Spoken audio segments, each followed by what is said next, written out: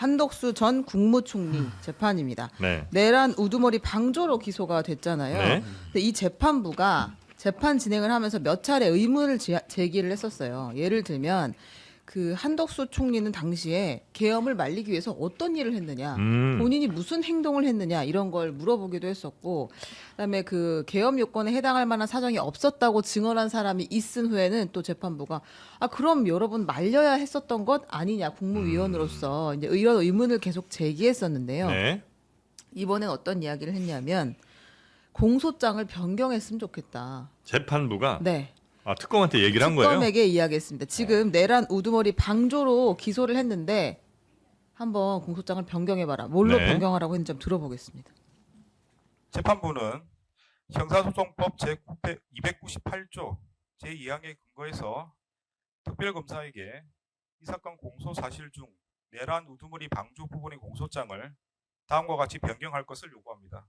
적용 법조는 형법 87조 제2호, 변경 형태는 추가적 선택적 병합의 형태로 공소 사실을 병합할 것을 요구합니다.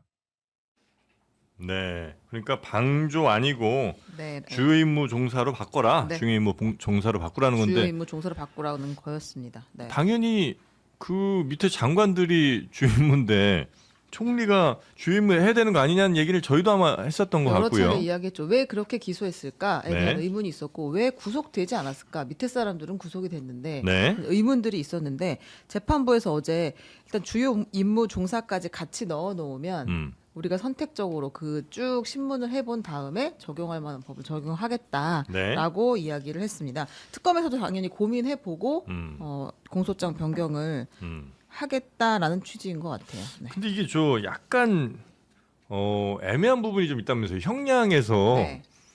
그러니까 내란 우두머리 방조형에 해당하는 그 형량이 있을 거고 그다음에 주요 임무 종사에 대한 형량이 있을 텐데 네. 그게 위로 가면 상관없지만 밑으로 좀 가다 보면 오히려 방조가 더 중한 처벌을 받고 주요 임무 종사가 더 낮은 처벌을 받을 수도 있다는 거예요? 주요 임무 종사 혐의는 네. 최저형이 그러니까 하한선이 5년 이상의 징역이에요. 네. 사형 무기 또는 5년 이상의 징역. 네. 근데 이제 방조는 10년이 하한선입니다. 아 그래요? 네, 그래서 특검에서도 내부에서 논쟁이 많이 있었고 고민을 했었다라는 이야기 했거든요. 네. 근데 어쨌든 판사가 바꾸라고 했으니까 아마 넣을 것 같습니다. 요거는 판사가 그래도 어쨌든 그 제목에 맞는 뭐 어떤 형량을 뭐 나중에 이제 때리겠습니다. 제목에 맞는 기소를 해야 된다 이런 걸 이제 나타낸 거겠죠? 그렇죠. 왜냐면은 원래 사실 총리 정도 되면은 네. 당연히 이제 국무회의도 자기가 본인 지휘를 하고 네. 그러니까는 이 특검이 이분을 이런 그 내란과 관련해서 기소를 만약 한다면 그 정도는 돼야 이게 좀 기소감이라고 본다는 저는 의미라고 봐요. 제가 다 법조인들한테 물어보니까 총리 정도 되는 사람을 고작해서 이 방조로 했다는 것 자체가 특검이 자신이 없다. 이런 것을 오히려 그 자인하는 결과를 빚을 수 있다고 지적을 제가 그 고참 법조인에 들었거든요. 네. 그렇지 않겠습니까? 그래서 그 법원 입장에서도 당신들이 이분 문제있다고 기소를 하면 이 정도 죄목은 줘야. 이래야지 그런 이게 좀 의미로. 의미가 있지. 이 사람이 총리인데도 고작 해봤자 방조. 그럼 방조란 건 뭐냐면 그냥 뭐 본인이 하고 있는데 옆에서 뭐 그냥 예 이렇게 끄떡이고 있었고 뭐 그냥 이런 정도의 저 얘기가 된다는 건데 이거는 어떻게 보면 총리보다 훨씬 하급의 네, 그런 네, 공무원한테나 적용할 것이지 총리할 건 아니다. 이런 측면이 있다는 겁니다. 네. 그러니까 정말 기소를 잘해야 돼요. 기소가 잘못됐을 때 나오는 문제점이 대표적인 게 유동규가 있어요. 유동규. 무슨 얘기냐면은 김용민주연구원 부원장 이제 뇌물수수 혐의로 있을 때 유동규나 이 몇 명도 같이 기소가 됐는데, 근데 검찰이 어떻게 기소를 했냐면은 유동규를 뇌물 수수 혐의로 기소를 했어요. 근데 재판부가 뭐라고 했냐, 무죄를 선고를 하면서 내가 보기에는 얘는 뇌물 수수가 아니라 뇌물을 공여한 준 쪽인 것 같은데? 난 그래서 이거 무죄로 할 수밖에 없어.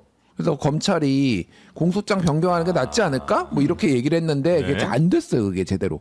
그러니까 하는 척 했죠. 뭐 저희도 검토해 보겠습니다. 이렇게 했는데, 그러니까 이 공소장을 변경하는 게 따라야 될 의무가 있는 건 아니에요. 네. 근데 결과로서 이제 만약에 뭐 문제가 발생했을 때는 책임져야 되는데, 그때는 이제 그래서 일종의 플리바게닝이 있었던 거 아니냐. 네. 소위 말해서 이재명이나 김용환한테 불리한 진술을 하고 검찰이 일부러 기소로 이렇게 한 거 아니냐. 뭐 이런 얘기들이 있었거든요. 기소 약간 핀트 안 맞게 해갖고 오히려 무죄 받게 해주는. 예, 그런 일이 과거에 있었고, 제가 이 사례가 꼭 100% 그렇다라는 건 아니고, 다만 이제 왜 특검이 이랬느냐. 제가 뭐 특검을 불신하거나 그런 건 아니에요. 그런데 당시에 이제 한덕수에 대한 구속영장을 받을 때 어떤 것이 더 잘 나올 것인가에 대한 고민이 있었지 않았느냐. 그래서 방조 혐의 쪽으로 좀 더 초점을 맞춘 건데, 그 이후에 계속 나오는 증거들이 예를 들면 뭐 계속 이제 한덕수 CCTV도 공개가 되고, 네. 재판장에서 이제 본 거 아니에요. 그리고 뭐 장관들도 진술을 한 게 나는 반대하러 가고 있었는데 갑자기 끝났으니까 오지 말라고 해라라고 한덕수가 정리를 했다라는 거는 애시당초 이거는 그냥 한덕수는 공범으로서 아예 반대하는 목소리는 듣지 않고 정족수만 채우려고 하는 적극적 가담자로 보인다. 이런 것들이 좀 정황이 된 것 같아요. 그래서 형량이 5년이든 10년이든 그거는 그 이상이에요, 사실은. 그래서 그건 재판부가 판단할 문제고, 네. 그래서 중요한 거는 어쨌든 주요 가담자로 보는 게 맞다. 저도 제가 보기에도 그래서 이거 검찰이 특검이 이제 네. 공수장 변경하기를 좀 바랍니다. 이건. 특검이 치명타를 입은 게 그 한덕수 이 구속영장이 기각된 거잖아요. 내란 특검이 치명타를 입었어요? 치명타를 입은 거죠. 이게 사실은 왜냐면은 네. 이 내란이라는 게 당연히 윤석열 대통령이 어차피 이제 기소돼 갖고 재판받고 있는 거고. 예. 그다음에 이제 특검의 구림은 뭐냐면 한덕수, 박성재 뭐 줄줄이 다 이제 혐의를 다 연결해 가지고 네. 이 내각도 다 그때 한통속으로 이제 같이 그 내란은 공범이었다 만들고, 예. 그다음 거기에서 또 그것을 따라서 추경호 원내대표 등 국민의힘 지도부도 당시에 다 연결해 가지고서는 그 내란에 공조를 했다 해서 대통령, 내각, 그다음 당시 여당 다 한 세트로 해가지고 이게 한 윤석열 정권 전체가 거대한 그 내란 세력이었다.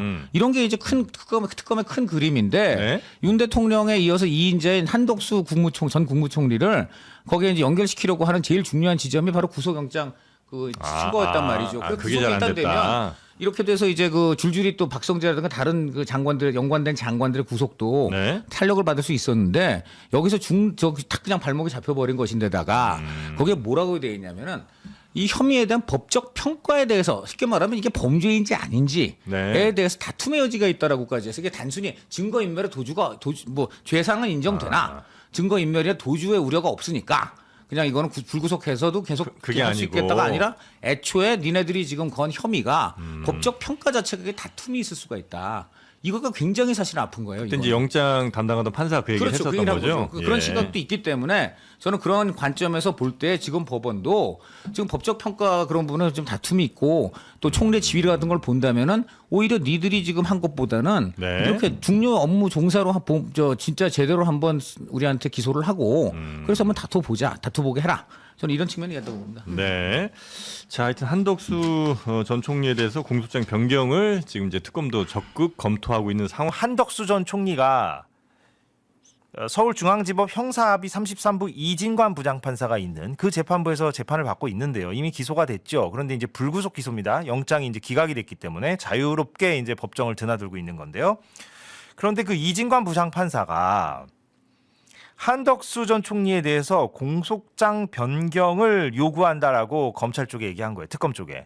그래서 오늘 내란 특검이 한덕수 공소장 변경에 대해서 적극 검토하겠다 이런 입장을 밝혔습니다. 이제 호응을 한 거죠. 그러면 뭐 진작부터 왜 그렇게 기소를 안 했는가 하는 의문은 들긴 한데, 이게 무슨 말이냐면 이제 한덕수 전 총리에 대해서 지금 내란 방조 혐의가 적용이 됐는데 왜 내란 중요 임무 종사 혐의가 적용이 안 되고, 뭐 장관들은 이상민과 같은 장관들은 내란 중요 임무 종사 혐의가 적용돼 놓고 왜 그보다 상급자였던 한 전 총리에 대해서는 그보다 낮은 단계인 형량이 더 가벼울 수 있는 내란 방조 혐의를 적용한 것이냐, 이 부분이 이제 비판도 많이 받았거든요. 그래서 특검이 애당초 그렇게 왜 적용했는가 의문이 되었었는데, 판사가 공소장 변경을 해라 이렇게 요구를 했고, 그 말 그대로 읽어드리자면 형법 87조 2호로 선택적 병합하는 형태로 공소장 변경을 요구한다. 이렇게 이진관 부장판사가 얘기를 했던 거예요. 법정에서. 좀 어려운데. 어렵죠. 네.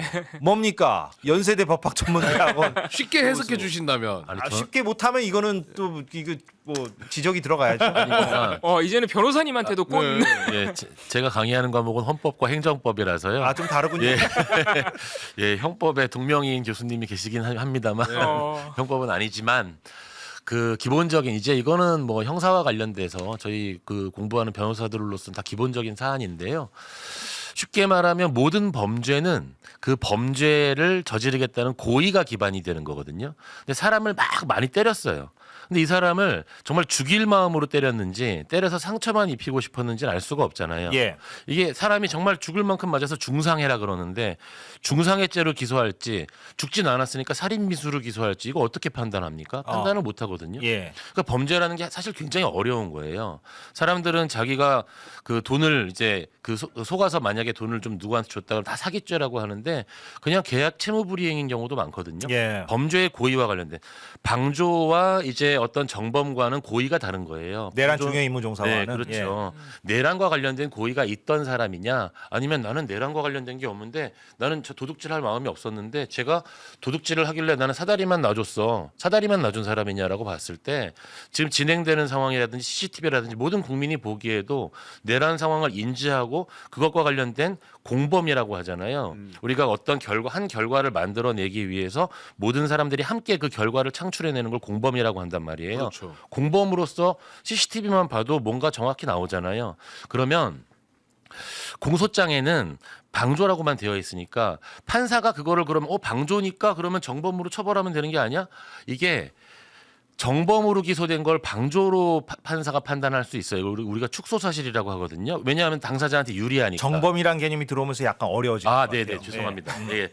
그러니까 그걸 설명을 해야 될 것 같아요. 그 범죄를 저지르는 고의를 가지고 그 범죄를 실제 실행한 사람, 그러니까 이 정범으로 기소가 된 경우에는 그러니까 윤석열. 예, 우리가 주범. 주범이라고 할까요? 네, 예, 주범. 예, 주범이라고 하자고요. 그 그러면. 법적으로는 정범이 맞죠? 네네네, 정범이 맞죠. 근데 우리가 보통 일상생활에서는 주범이라고 네, 얘기하잖아요. 주범이라고 네가 주범이야 뭐 네. 이렇게 얘기하잖아요. 그렇죠. 네. 우리가 정범이라고 하진 않죠. 그렇죠. 예.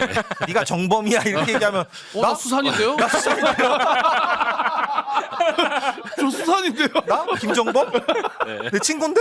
뭐 이런 거잖아. 예. 그런데 이제 모든 재판은 당사자한테 유리한 건 가능한데 당사자한테 불리한 건 안 되게 하는 법의 원칙이 있어요. 예. 그래서 주범으로 이렇게 공소장에 써 있는 사람을 얘는 주범까지는 아닌 것 같아, 방조인 것 같아, 이건 가능한데요. 네. 방조로 기소된 사람은 넌 방조가 아니잖아. 너는 주범이야. 너 괘씸한 놈이야. 예, 이렇게 재판장이 더 올릴 수는 올릴 없다. 수는 없도록 이게 형사사법의 발전이었던 거예요. 예. 예. 그렇게 그게 검찰의 힘이기도 하죠. 검찰의 힘이죠. 기소를 어떻게 하느냐에 따라. 검찰의 힘. 예. 여기서 검찰의 힘이 한 번 더 나와요. 오늘 저 기사에서 공소장 변경 적극 검토라고 나오는 게 판사가 공소장 변경하라 그랬으면 변경해야 되는 거 아니야? 우리 법은 놀랍게도 검사가 판사 말을 안 따라도 되도록 돼 있어요. 아, 변경 안 해도 돼요? 네, 안 해도 돼요.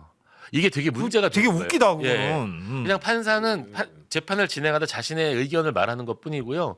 검사가 생각하기에 아니야, 판사 말이 아닌 것 같아, 우리 공소장이 맞아, 이러면 판사는 어떻게 하면 되겠어요? 무죄 이러면 되는 거예요. 예.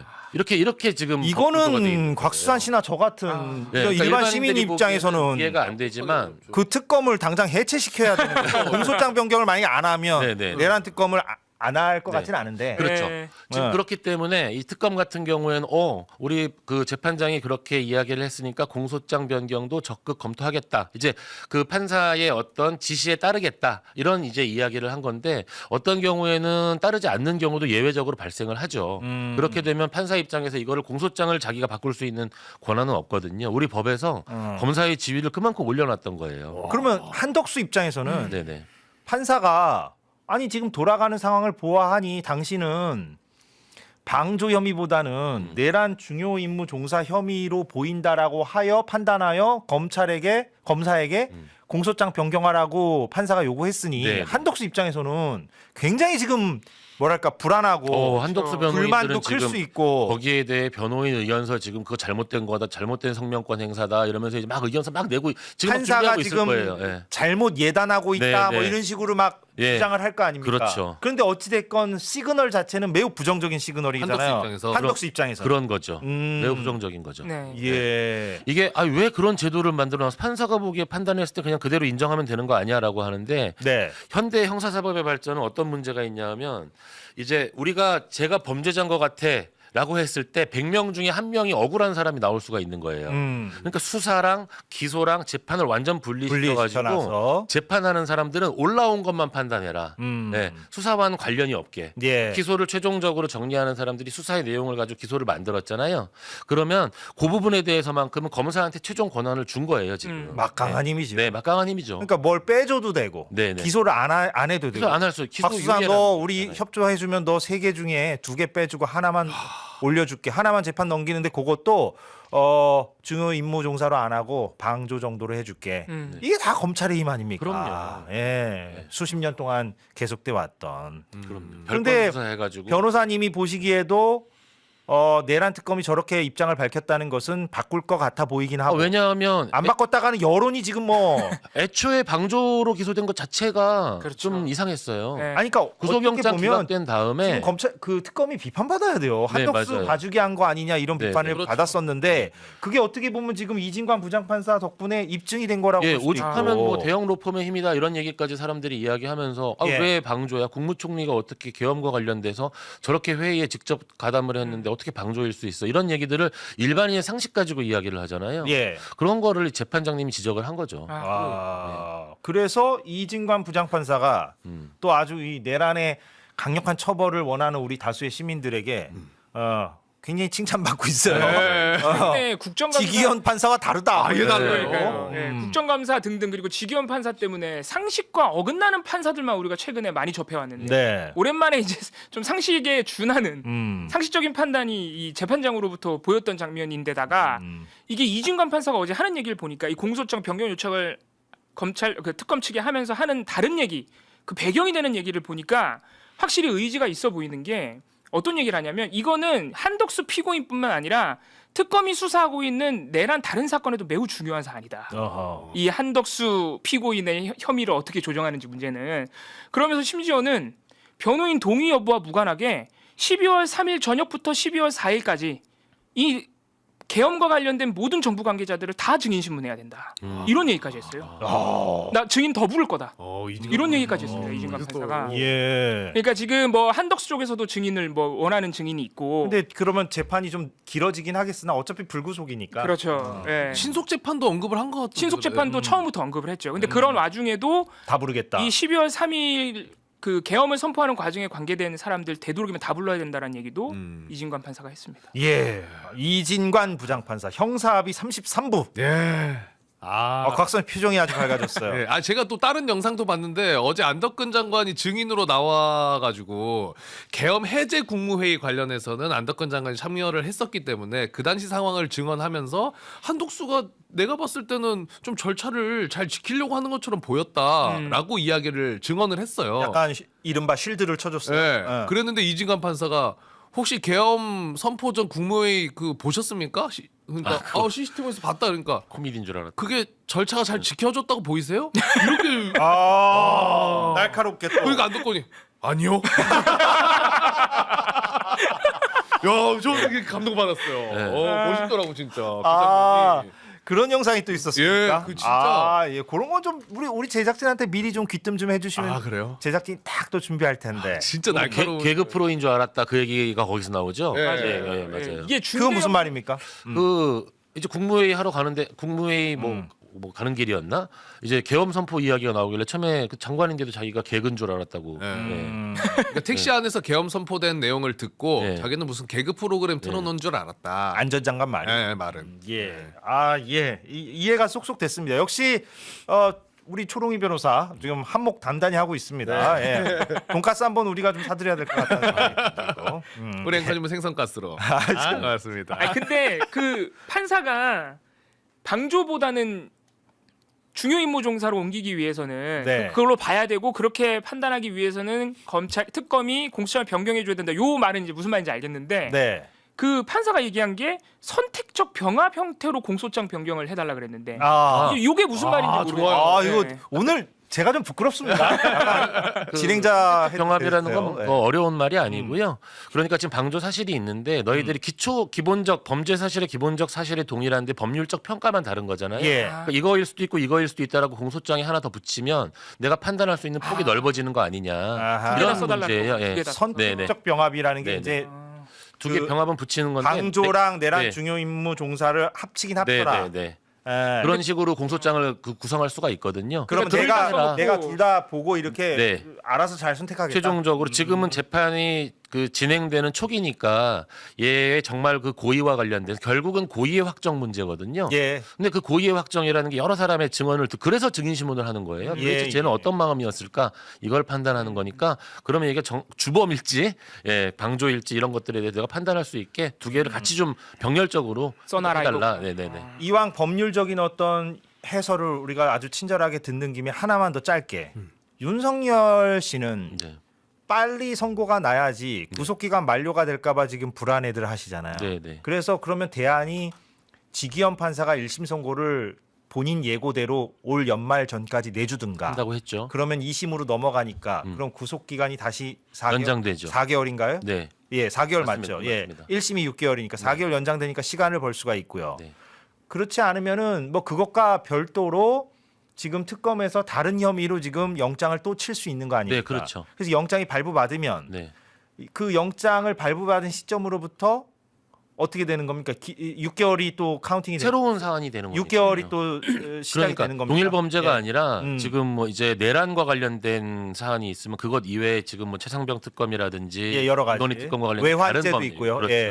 그러니까 그 별개의 사실, 기소 예. 사실이 다른 별개의 사실과 관련된 것들이 묶이는 거기 때문에 예. 계속 연장될 수가 있죠. 연장될 수 있죠. 그러니까 그걸로 구속영장을 만약에 또 발부받으면 그건 검사들이 항상 그다음에 하는 또 일이었어요. 기소를 하면 별건으로. 그때부터 또 6개월이 시작이 되는 거고요. 네네네. 예, 그러면 만약에 지기현 재판부가 1심 선고를 좀 늦추더라도 네네. 그 뒤 더 이제 구속 그렇죠. 붙잡아둘 수가 있는 것이고. 그렇죠. 근데 만약에 지기현 재판부가 1심 선고를 내려서 유죄 판결을 내리고 네. 무기징역을 만약에 선고하면 네. 그때부터 형을 살아야 되는 거 아닙니까? 그렇죠. 예, 일단 물론 확정 판결은 아니지만 근데 법정 구속을 해야 확정 판결은 아니지만 어찌 됐건 무기징역입니다라고 그 정도의 만약에 중형인데 예.